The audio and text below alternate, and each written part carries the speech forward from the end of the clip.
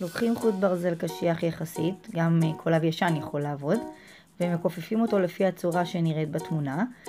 על כל צד מלבישים כדור פינג פונג. בשלב השני אנחנו לוקחים את חלקי הברזל שהיו ישרים בתמונה הקודמת, מכופפים אותם פנימה כדי שהם ייצרו חצאי עיגול שווים ושיהוו את האף הפעם של העיניים. למעשה אנחנו רואים כאן גם מבט אחורי וגם מבט קדמי. בשלב השלישי, כדי להתקין את המנגנון יחד עם העיניים על הבובה, לוקחים את הראש מספוג ופותחים חריץ במרווח בין העיניים, אליו ייכנס החלק עם הלולאה. את העיניים עצמן יש להדביק לספוג של ראש הבובה.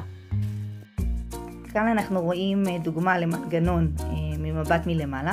שימו לב שכשמפעילים את הבובה, האצבע האמצעית של היד שנכנסת לתוך ראש הבובה, היא זו שמושכת את הלולאה קדימה ואחורה, וגורמת לעיניים למצמץ, זה אומר להיסגר ולהיפתח. זה היה ההסבר על בניית מנגנון עיניים בסיסי. נתראה בטיפ הבא.